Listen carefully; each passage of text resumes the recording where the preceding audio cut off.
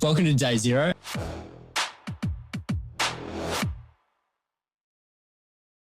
Welcome to Day Zero with FOUNDIT. Today, I'm in the eastern suburbs of Sydney and I'm joined with our first buyer's agent, Sabeen Akbani. You're sharp, you're fast moving, you've built a reputation of a person who gets deals done, and you do it with integrity and you don't cut corners. There's one thing about you is that you do things differently and you do them better. So we're thrilled to have you on board on the FOUNDIT journey, and we're so thankful that you've decided to make that decision as well. Thank you for having me, guys. Very excited to be here. Now, before we get into a little bit about you joining FOUNDIT, I'd like the listeners to get to know your story a little bit better and your upbringing. So let's go back to the beginning. Where did you grow up? Tell us a little bit about your upbringing and up to the moment of now. Yeah, sure. So, look, I grew up definitely not in Australia. I grew up in Dubai, very different worlds from here. I grew up in a family of four siblings, including me, 3 sisters, 1 brother. It was a very typical Pakistani family, but a little bit modernized because we grew up and we lived in Dubai. But growing up, I felt like I was always the different sibling because, you know, my other brothers and sisters would be having a late night and you know, ordering food, and I would have a set bedtime because I had to wake up early and, you know, do my thing, which could be exercise, or if I was doing an internship, or if I had to go to school. I think this one thing I really remember is so my dad was a successful businessman. Growing up, I saw my dad as a businessman, like a very masculine energy, and my mum was a housewife. But I always remember leaning up towards, you know, what my dad did, and I would be curious what he did. I would want to spend a day with him in his office, in his business, to see what he's doing. I remember this one moment, I was 12 years old, and I remember I was in a summer break, and I said to my dad, I went home from this silly vacation care or something, which was entirely boring for me. And I went home and I said, I never want to go there again. Can you take me to your office? And I just want to spend a day with you. Like, I just wanted to do different things. Like, I was just bored easily. Yeah. So I remember at that point when he saw that she's just someone who doesn't want to do regular things at that age. I remember him saying, this is very exciting, Sabeen, because you, as a person, as an individual in life, you should pick something that you absolutely love, and then you should go after it. And that could be anything for you. And I still remember that. That's amazing. And I think what's interesting is it didn't start in property though, did it? No. What did your career start out as? So you would probably laugh at this, but I was a teacher. Oh, really? Yeah. I did not know that. So, yes, I was in Dubai. I was a history and English teacher, teaching grade 6. But it was just, for me, it wasn't what I was starting as. It was just, you know, the thrill of work and, you know, just the thrill of coming home and being productive and doing something for yourself and not having to rely on anyone. That's also because my dad then had bankruptcy, really bad bankruptcy. So he was a very successful businessman, and then he had a big fallout in his business and a few things with his business partners. And that also taught me another thing, that, you know, your moment where you are now will not be the same forever. So, you know, things can change. So you have to teach yourself resilience and do. So for me, resilience was, you know, learning how to work early, waking up early, exercising, and just being, you know, just stronger mindset as well. Do you place a lot of emphasis on the work-life balance and putting structure in play of making sure that the things you do outside of work actually play into how good you are at work? 100%. If anyone says no, they're fooling themselves, because if you look after yourself, your personal branding is everything. I believe in that. If you spend money on how you look or what you wear, if you exercise, you look good, that's all your personal branding. So if you're exercising, you're waking up early. I'm not a 5 a.m. person, I'm not going to lie. I do need 10 hours of sleep, beauty sleep. But I don't wake up 5 a.m., but do wake up 6 a.m. I go for a run or I go to the gym, and then I come back. I've got a routine. I follow the routine as much as possible. I eat well. And the minute I feel like if I've had a few late nights, because I do network a lot. I love networking. I'm a social butterfly. Everyone who knows me knows this. But when I do have a few late nights, I can see and feel how my routine falls apart. So routine is so important, but routine is not just around work. It should be around your fitness, your eating well, and just, you know, following those little steps to be better at work as well. But I also think about it this way, Gus. If I'm sitting in front of a client, I'm doing a client consultation. If I'm looking daggy or if I'm looking tired, if I'm not looking after myself, how will I look after my clients? Exactly. Such a great point.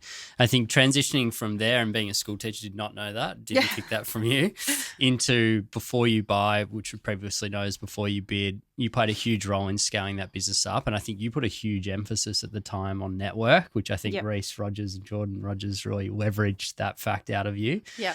Talk to us a little bit about that journey. So I started actually in Australia. So I came to Australia in 2006. So I'll take it back a little bit. Okay.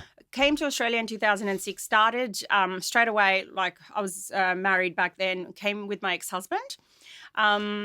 He was like, oh, you don't have to work, do this, just sit at home. And I was like, no, fucking no, like I have to work. Yeah, yeah. So I first went and handed out my resumes everywhere and then went to Fairfax Media, and that was my first job in Agent Financial Review newspaper, just as a consultant on the phones. It was fun, but I learned so much from it as well. Then gradually I was promoted I went to domain.com.au, from domain.com.au, Fairfax Domain. And then I fell into this beautiful opportunity of building Before You Bid alongside Reese and Jordan. And honestly, I feel that was the turning point in my career as well. Because before that, what I was doing, it was just like a 9 to 5. Yep. I'm not a 9 to 5 person. Yep. And that's when I realized that, because what I was doing at Before You Bid was countless traveling, countless events, getting back to clients. Clients at that time were real estate agents, getting back to them at 7 p.m., 8 p.m. Okay, you need a report, I'll make it happen. So I was always delivering. What I always had, Gus, I remember, was how I talked about my childhood and looking up to my dad and wanting to work. I think the one different thing I had was the grit. Yeah. That most people don't have. They just choose to do something and they're like, oh, they get bored and they're like, okay. I used to make things happen since I was a kid.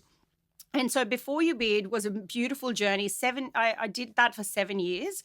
I built that I remember when I joined Before You Bid, the first thing I asked Reese when he was, we were in a meeting, I was like, how many people do we have in this business? And he looked down in his notepad and he goes, just you and me. So I remember that. And I looked at him, I'm like, I'm coming from domain.com.au, like the big, 1,000 business, people thousands organization. of people. Yeah. And where are we working? So it was his apartment that we picked together, penthouse, and we used to work from there. So when I started, it was like 2-3 orders. And when I left that business, we had thousands and thousands of orders from real estate agents, and every head office, every top agent, REB top agent was using that business. And I did it as a salesperson, obviously alongside Reese, but there was no salesperson when I did it. It was just me. Yeah, it's amazing. I remember you being out on the conference circuit and even sometimes having your daughter there, obviously being a single mum, which we'll come to as a minute. Yeah. And everyone knew you out on the circuit and all the conferences as well. And I know that you put a heavy emphasis on networking and building a network, but also doing it the right way. To your point before around building a personal brand is really obvious that it's important to you.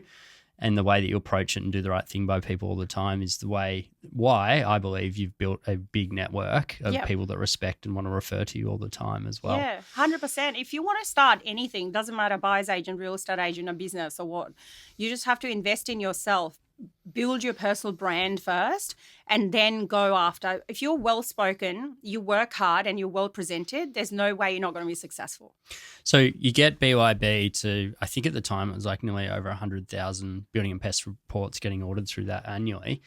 You've created a beast alongside Reese and the team there as well, and it's grown into its own life as well. It's got multiple people obviously working there. Why and what made you decide to take that leap into buyer's agency from BYB?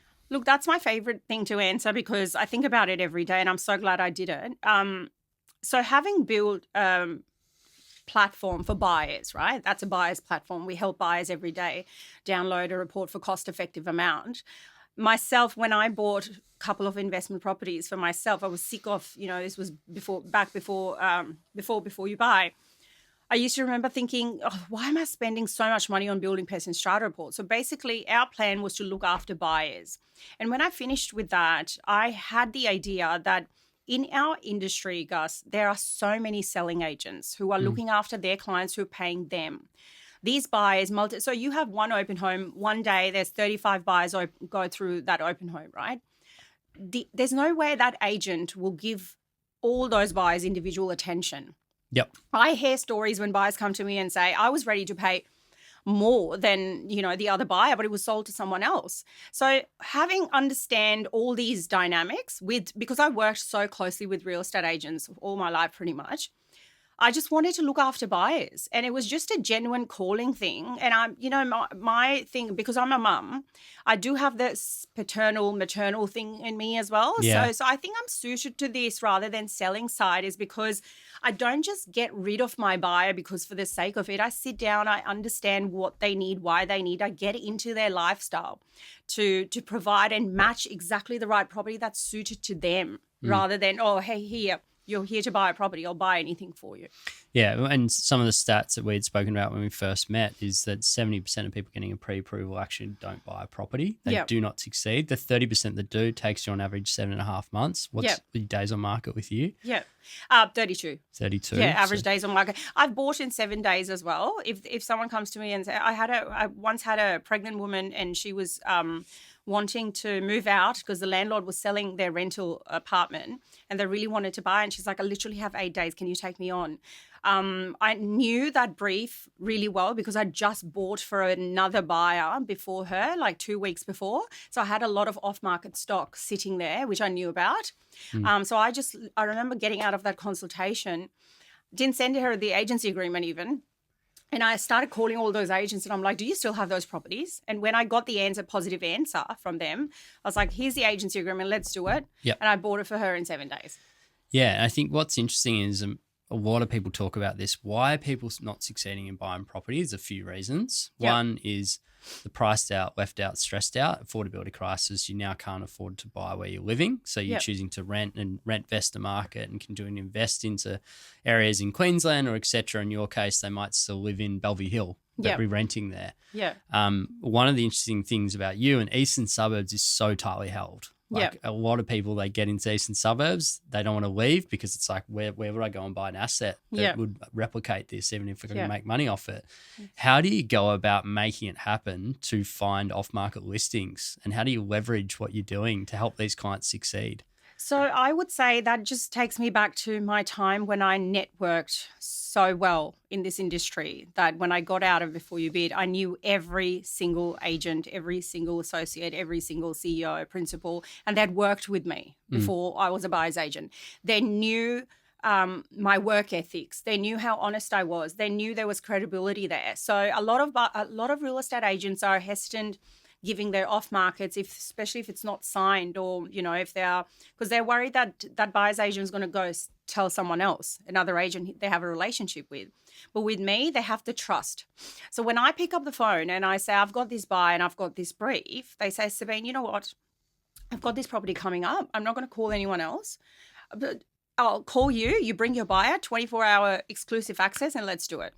To be honest, I have a feeling that they're also slightly scared of me because so you're like such a busy person. You've got so many different things. You're prioritizing all health, well-being. You're doing a lot of stuff. I even know that like you're traveling interstate for your daughter to go to a basketball competitions and everything like that.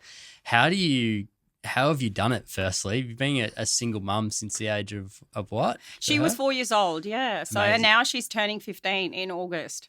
I think that's an amazing feat. I think a lot of people would be like, I'm just going to get a 9 to 5 and I'm going to play it safe. Yeah. And you've really taken it and taken a huge career and built yourself a huge reputation, not just in Sydney and eastern suburbs, but also across the country. A lot of real estate agents actually know who Sabeen is, right? Yeah. Oh, and you know what? The answer to all of that is I get this asked all the time, even through buyers and my friends and real estate people. The answer is I don't know how I did it. Again, Gus, I had the grit. Like I'm not someone who would make excuses. I just get shit done. Like I get stuff done. And I teach that to my daughter as well. I say, because my dad used to say that to me, if you pick something, give it your 100%. He used to actually say exactly this, don't half-ass anything. So I say that to her and I honestly, I never half-assed anything. If I picked something, I would 100% do it. So I think being a solo parent wasn't easy. And to be honest, I sometimes did feel like, oh, I wish I just had a 9-to-5 job where I could just rely on that and just come home and go to sleep and not worry about, clients and what's the next thing. And this is why mental health is so ruined in our industry. We probably need more therapists than selling agents these days. But it's because we are giving it our all, but we also chasing the next best thing. What's next? And I've done that. It's a transactional industry, right? Exactly, very transactional. Now, not saying everyone's transactional. I'm very much, okay, I'm here, look after you. But once I get my deal done, I'm like, all right, what's next? I'm never content, never happy, which is, it's not the best thing. So you could have picked any area of Sydney to go into. Why did you choose eastern suburbs? And I'd say arguably it's probably the most competitive market in the whole country when you look at the buyer's agency space and the sell side space as well. You've done a successful job actually cracking it. Yeah. Why did you choose eastern suburbs? So having lived in eastern suburbs back then, and also I own quite a few investment properties in the eastern suburbs myself, I just love that region. I picked that because I was passionate about the streets, about the suburbs, Coogee, Bronte, Randwick, Paddington, Woollahra. I just love all these suburbs. And I thought to myself, I would rather help buyers find properties in those suburbs where I enjoy it as well, because that'll come to me as passion rather than work for the sake of it. Yep. So I picked, eastern suburbs because of that reason. What's your approach and what sets you apart from other buyer agencies or buyer's agents, I should say? I think two things. I don't go into a consultation thinking, I desperately want this person. I sometimes, understand their brief and I'm like, this is not achievable. I'll tell you why this, because if someone comes to me and says, oh, I've got $2 million and I want a 4-bedroom home in Coogee, it's not going to happen, buddy. So you have to be honest with them. But I've seen a lot of buyer's agents taking retainers, signing them up and then delivering nothing. So I'm honest, but I'm also very fierce and firm. So they know when I've had a hard conversation with the agents, like I've heard this before, Sabeen, you're a nice person, but we never want to see you negotiate with an agent, because I am backing my buyer and I'm here for them and I'm going to back them, but I'm here for a reason. We're doing business together. Let's stick to it. What motivates you the most to keep evolving and striving to continue to get better at yourself, both professionally and personally? What's driving you? I think my daughter. Yeah. She's my why. That's why I do what I do, 100%, 200%. But also I think if I'm better and if I'm performing, I'm a role model for her. So she sees through it. I have no family in Australia, so she can't rely on anyone else. If I'm not fit and I'm not performing in my work or being a good mum, where's she going to go? So I think that's a big factor. And for everything I do in life. But also I'm a fitness fanatic. Like I love exercising. I love, feeling good about myself. And it's not related to anything but just the pure fact that I enjoy it. Moving to some of the market insights now, how have you seen the mindset change of the buyer over the last few years as well? And has it? It has. I just feel like a lot of these days I'm getting a lot of buyers come to me and say, I've got this budget. This is where I want to buy, but I'm not sure if there's anything out there. So I was actually having a chat with you last night, Gus, about domain, like what percentage properties go on domain and what's selling off market. I think the concept is very, like, they're hesitant. They're very scared to get in the market, but also they've been burnt at auctions. So, like I heard the other day, there was a property opposite a prison in Matraville on Bunurong Road, and it was a 4-bedroom duplex and it went for 2.2 mil. Wow. Yeah, it was way over reserve. And that buyer who came to me, he was at that auction, and he said, when I saw that, my top is 2.2, but I don't want to live in front of, opposite the prison. So I think they're very scared also because the navigation of there's no process for them until they engage a buyer's agent and the right buyer's agent. So I think the fear is there. Plus, it's just the confusion also, where to buy, what to buy. Any recent wins that really stand out for you, current market? I did buy really Yeah, so this was a unique one. And back to your question when you said how do you get off markets in these eastern sides, it's Yeah. very competitive. This probably wasn't even off market. They weren't even ready to sell. It was a beautiful 7.5 mil property in Kensington, but I worked with an agent to get through the door. It took us 4 weeks to convince the vendors. We sat in front of them. Then we were dealing with the vendors advocate because they were busy professionals. They're like, we don't want to deal with anyone. You deal with them. And in the end, to be honest, it was such a good transaction. We all were in their home having a glass of wine. We transacted, and we're all our friends now. That's amazing. Yeah. Is moving into like the founder and what we've recently launched as you as a business partner, and going on the journey with the founder and the vision and the mission that we're on, of how do we help, ultimately our goal is to help 1 in 5 Australians to realise the Australian dream. We believe that buyers are basically bringing a knife to a gunfight. Our marketing team tell us that we can't say that, but we can probably say it on the podcast, I think. But I mean, look at it fundamentally. Like, buyers are still buying the same way that they bought 20 years ago. Yeah. Now, 20 years ago, it was you could buy a house for 100 grand. On average, you could repay it in 6.5 years. Versus today, in a lot of cases, particularly in the eastern suburbs, it's a multi-million-dollar decision. Yeah. And it's a 25-year mortgage commitment. Yeah. What stood out for you when we started chatting and the opportunity of joining and partnering with FOUNDIT? Was there something that just clicked for you? Yeah, 100%.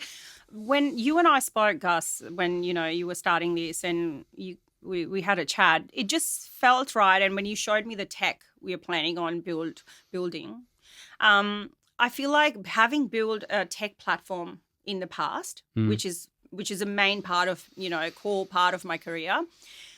And then being a buyer's agent where I love and truly enjoy what I do, I think this is just a one-stop shop. I just feel passionate about it because it's both together. So I can still do what I'm doing, very personalized service to my buyers, but it's backed by data, insights, and a beautiful tech that we're creating, which hardly anyone uses because a lot of people just look at realestate.com.au, property value, that's it. Okay, this is your data. We should buy this property. That's wrong. Yeah, and I think you and I had this conversation as well around like, you can give a customer being a buyer the best property data report in the country, but if it's not supplemented or empowered by, I should say, by someone who is a local market expert like you, it's kind of worthless to a degree.